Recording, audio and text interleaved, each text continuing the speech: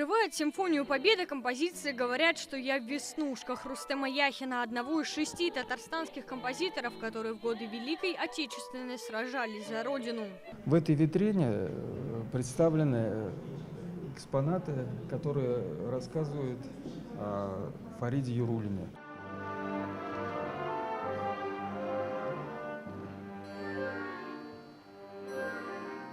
Фарид Яруллин, создатель первого татарского балета «Шурале», героически погиб в 1943-м при выполнении боевого задания. Здесь его фото, сумка и фронтовые письма, которые он писал жене и маленькой дочери, или родненьким, как к ним обращается сам композитор.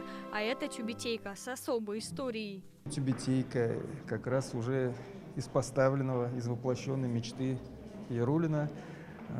Это часть сценического костюма главного героя балета «Шурале». Выставка не просто рассказывает, она будто поет о жизни великих композиторов-фронтовиков. Это Загит Хабибуллин. Вот он на фотографии работает над песней о Сталине. Алмаз Моносыпов. На выставке его нотные рукописи. Их он написал в 1943-м, когда служил в рядах Красной армии. Это Мазгут Латыпов и Энвер Бакиров. Имена композиторов навсегда вошли в историю нашей республики и страны. Надо прийти, посмотреть. Я думаю, в общем-то, те, кто интересуется нашей культурой, музыкальной культурой, найдут, что почерпнуть из этой выставки. Кроме личных вещей композиторов-фронтовиков, на выставке редкие музыкальные инструменты, популярные среди бойцов Красной армии. Тальянка, валторна, медный духовой инструмент. Симфония Победы в Национальном музее будет звучать до 22 мая.